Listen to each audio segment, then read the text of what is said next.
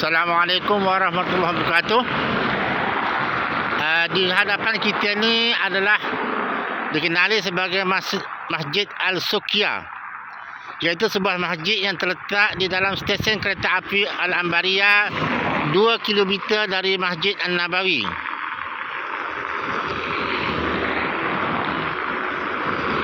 Masjid ini adalah merupakan masjid tempat persinggahan Nabi kita Muhammad SAW dan juga para sahabat dalam menuju ke Badar. Nabi dan para sahabat berangkat dalam misi menuju Badar, telah berkumpul dan singgah di sini, berwuduk dan bersolat. Baginda kemudian berdoa untuk kesejahteraan orang-orang mukmin Madinah dan mengepalai pasukannya. Nabi singgah di sini pada hari Ahad 12 Ramadan tahun kedua Hijrah bersamaan dengan 13 Masihi, Mac 624 Masihi. Tujuan Nabi kita SAW menuju ke Badar adalah untuk memintas kafilah perdagangan yang diketuai oleh Abu Sufyan bin Harb, yang pada masa itu bukan seorang Muslim, yang datang dari Syam menuju ke Mekah. Ia terdiri daripada 40 lelaki, 1000 ekor unta dan barangan bernilai kira-kira sekitar 50,000 dinar. Pasukan Islam terdiri daripada antara 310 hingga 315 orang. Hanya ada 2 ekor kuda yang dinaiki secara bergila-gila oleh 4 orang sahabat dan mereka berada di bahagian hadapan. Beberapa orang berjalan kaki, tetapi Nabi juga menugaskan kumpulan untuk bergila-gila menaiki 70 ekor unta yang mereka bawa bersama.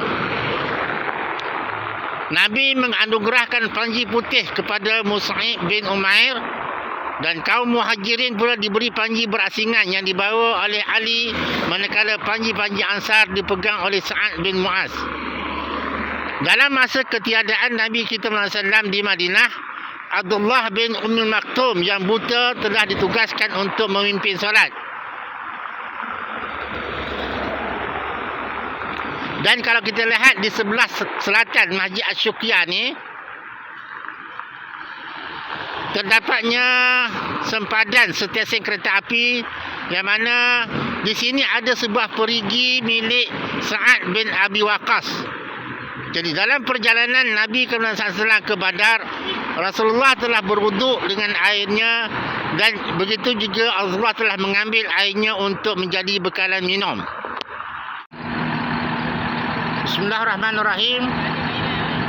Sebelum sampai di Bir Arwah ini, Nabi SAW telah singgah di lokasi yang nama dia Ir Al-Zabiyah, iaitu lokasi di mana Rasulullah dan para sahabat singgah pada 14 Ramadan tahun 2 Hijrah dalam perjalanan mereka ke Badar. Di sini Nabi berunding dengan para sahabat, di mana adakah mereka akan harus maju dan juga memerangi orang musyrik, iaitu musyrik Makkah.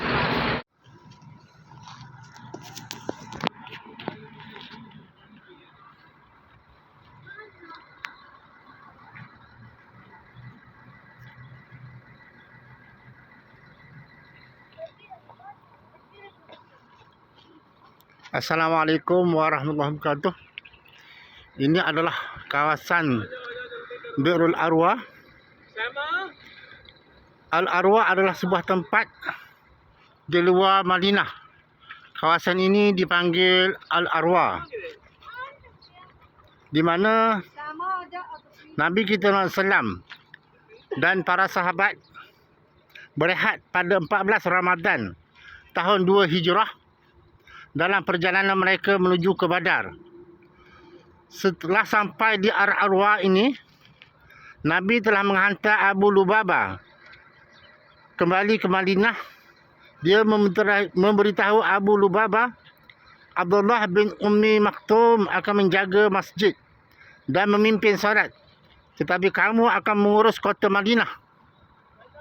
Abu Lubabah adalah seorang Ansari dari Bani Aus dan mengenali semua orang di dalam dan di luar Madinah.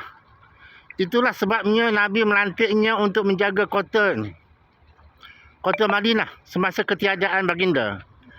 Diriwayatkan juga bahawa Nabi SAW telah minum dari telaga Bi'rul Arwah ini. Peristiwa lain yang berlaku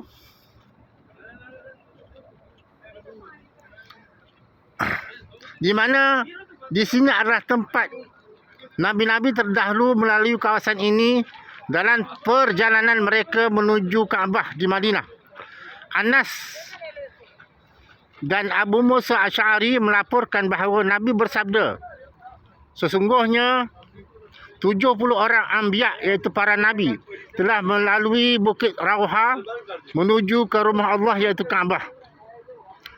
Di sini adanya tapak Masjid Rauha iaitu Nabi SAW bersabda sesungguhnya 70 anbiya iaitu para nabi salat di masjid ini. Menjelang akhir zaman nanti, Nabi Isa alaihissalam akan melalui Al-Rauha selepas kembali ke bumi. Diriwayatkan daripada Abu Hurairah bahawa Rasulullah SAW bersabda, demi zat yang jiwaku berada di tangannya, sesungguhnya anak Maryam akan berihram di lembah Rauha sebagai jemaah haji atau umrah atau keduanya.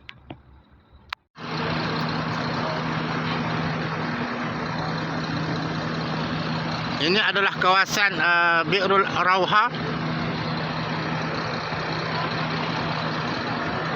Dan di sini dahulunya memang ada masjid yang sekarang ini dibina semula.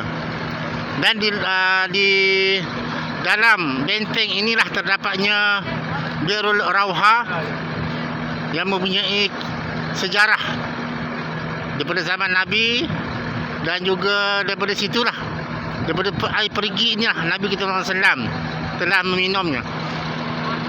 Inilah dia kawasannya yang dikatakan sebagai kawasan Ar-Rauha.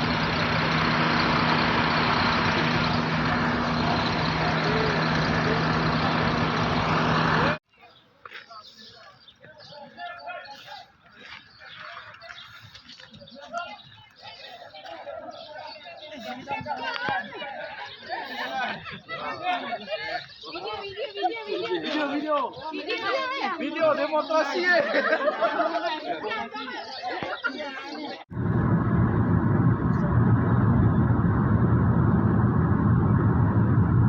Rasulullah wukuf hina di sebelah yani.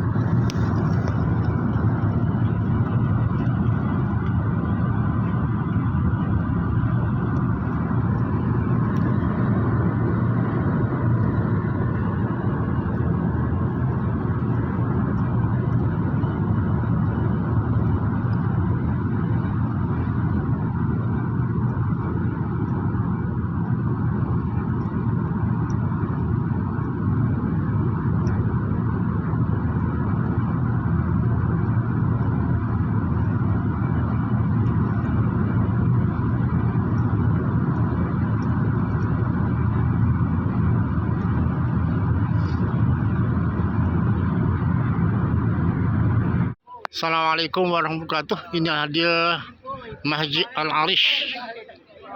Masjid Arish dibina di atas tapak di mana kemah Nabi didirikan semasa Perang Badar. Pertempuran diarahkan dari sini. Kata Arish menunjuk pada bayang pokok kurma.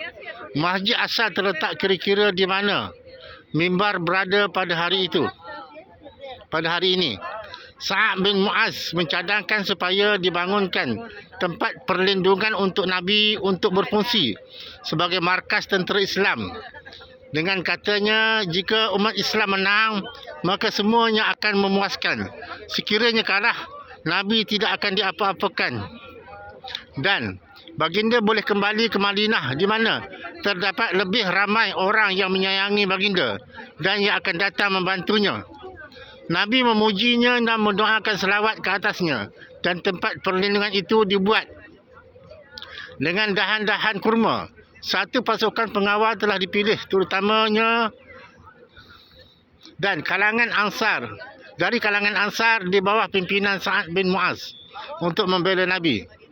Sebagai persiapan untuk berperang pada malam sebelumnya, iaitu sebahagian ulama berkata pada pagi hari, iaitu Nabi berada di dalam kemah yang telah dibina oleh Sa'ad bin Mu'az. Abu Bakar radhiyallahu anhu ada bersamanya. Nabi mula berdoa berulang-ulang kali selama berjam-jam sambil berkata, "Ya Allah, jika Engkau membiarkan kumpulan kecil orang-orang mukmin yang taat ini dibinasakan dan binasa di medan perang, esok Engkau tidak akan disembah di bumi kerana Engkau berhak disembah. Ya Allah, Engkau telah berjanji kepadaku bahawa Engkau akan memberikan kemenangan kepadaku, maka berilah aku kemenangan sekarang. Ya Allah, kami memerlukan pertolongan dan kemenangan-Mu sekarang." Rasulullah mengangkat kedua tangannya ke langit sehingga selendang yang dipakai di bahunya terlepas. Abu Bakar radhiyallahu anhu mengambil selendang dan meletakkannya semula di bahunya. Kemudian Abu Bakar memeluk Nabi dari belakang dan menghiburnya. "Ya Rasulullah, cukuplah engkau berdoa kepada Rabb. Dia akan memenuhi janjinya kepada kamu. Dia telah memenuhikan janjinya kepada kamu." Abu Bakar adalah orang yang utama yang dilantik untuk menjaga Nabi.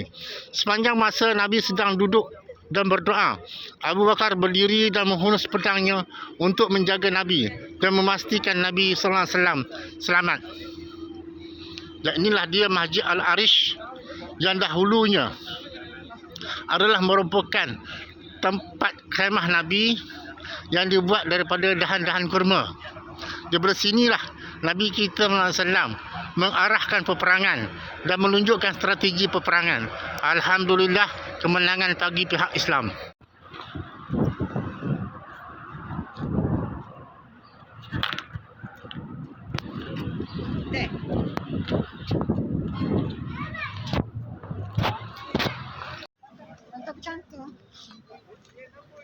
Ini adalah jalan untuk menuju ke tempat kubur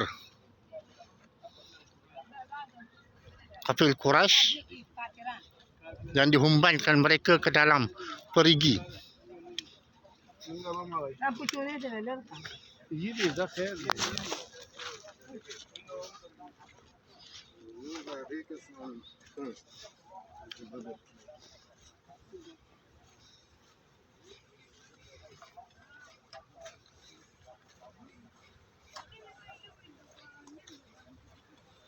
Ianya berhampiran sahaja dengan Masjid Al-Arish.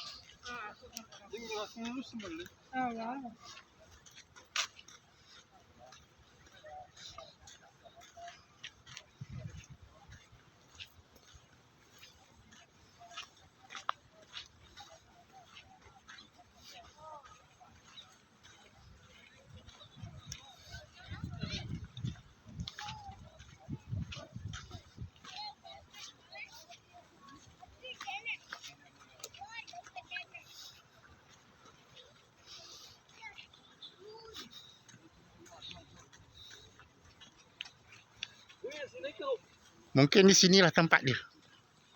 Telaga tersebut yang ditambun dengan batu. Dan ada pendapat yang mengatakan walaupun ditambun begini masih lagi berbau busuk. Di sinilah jasad Abu Jahal dan 70 orang musyrikin Makkah yang terbunuh di dalam peperangan Badar. Ini adalah yang dipanggil sebagai Al-Khalib, iaitu pemakaman musyrikin dalam peperangan Badar. Tanah tandus ini berhampiran dengan Masjid Al-Arish, adalah tempat dipercayai orang musyrik, iaitu kaum kafir Makkah dikebumikan selepas perang Badar. Kawasan ini dikenali sebagai Al-Khalib. 70 orang dari pihak Quraisy terbunuh dalam peperangan dengan 70 lagi ditangkap pada hari Badar. Antara yang terbunuh di sini adalah Abu Jahal dan Umayyah bin Khalaf, dua musuh utama yang paling teruk. Abdurrahman bin Auf meriwayatkan bahawa ketika dia berperang di hadapan pada hari Badar, seorang laki-laki mendekatinya dan berkata, "Tunjuklah kepada saya Abu Jahal." Abdurrahman menjawab, "Apa urusan kamu dengan dia? saya telah diberitahu bahawa dia mencemarkan nama baik Nabi kita Muhammad SAW. Demi zat yang nyawanya berada di tangannya, aku akan membunuhnya apabila aku melihatnya, atau aku akan membunuhnya. Seorang lagi budak lelaki memberitahu Abdurrahman perkara yang sama. Tiba-tiba Abdurrahman menampak Abu Jahal di medan perang dan menunjukkannya kepada dua budak lelaki itu. Mereka menyerangnya dengan keras dengan pedang mereka dan Abu Jahal rebah ke bumi. Selepas pertempuran itu, mereka berdua menghadap Nabi Muhammad SAW. Masing-masing mendakwa telah membunuh Abu Jahal.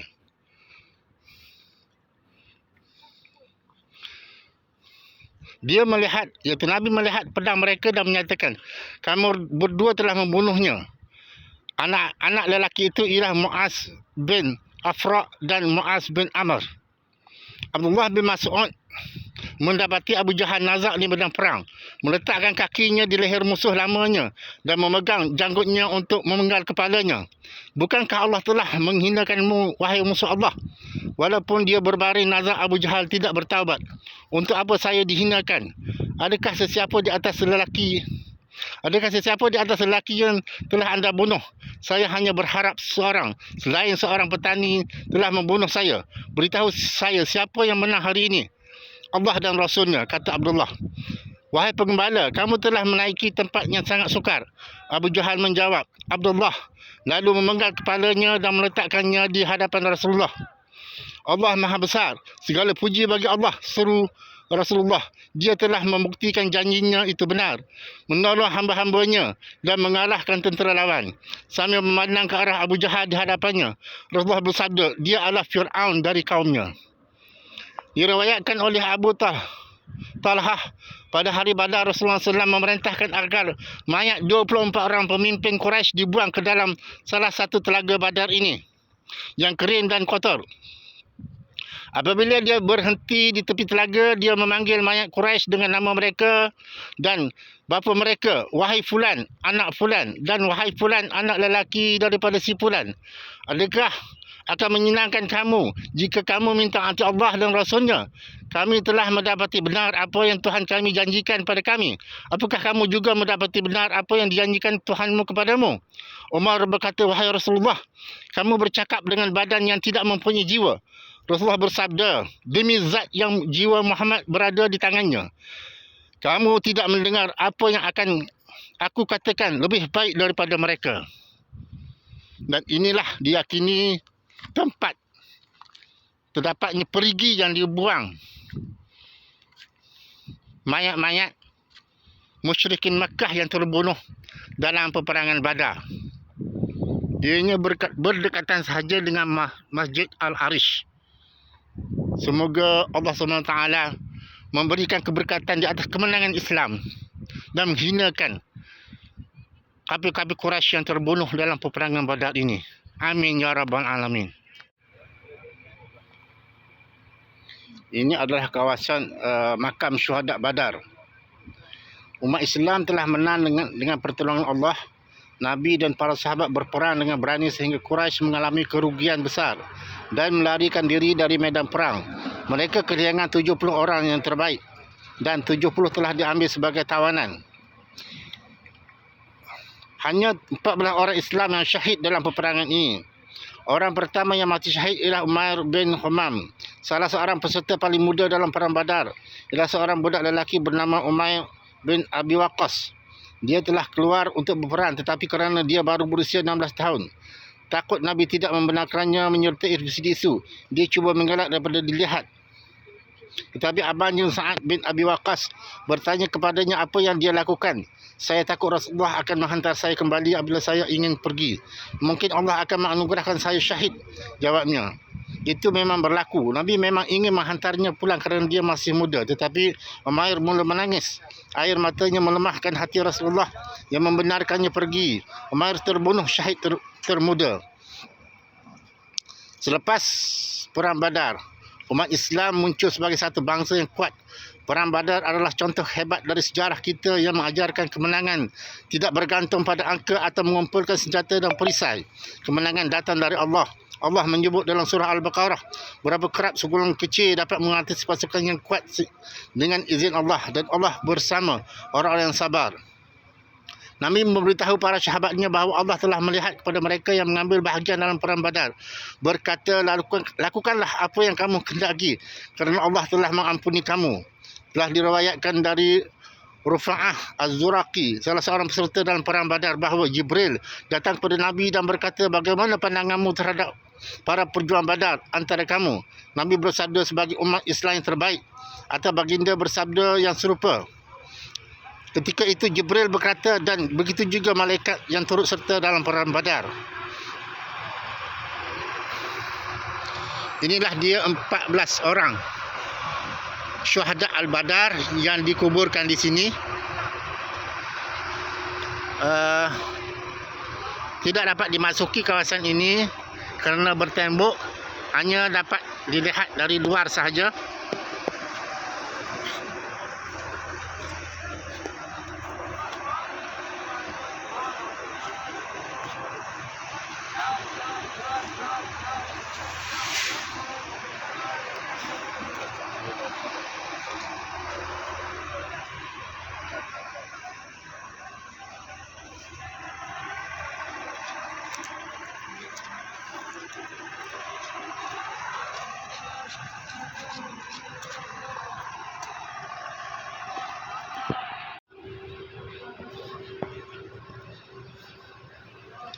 Inilah dia nama-nama syuhada Badar yang terbunuh, yang mati syahid dalam peperangan yang mulia ini, iaitu seramai 14 orang. Walaqad nasarakumullahu bi badrin wa antum adillah fattaqullaha la'allakum tashkurun. Sadaqallahul azim. Masya Allah.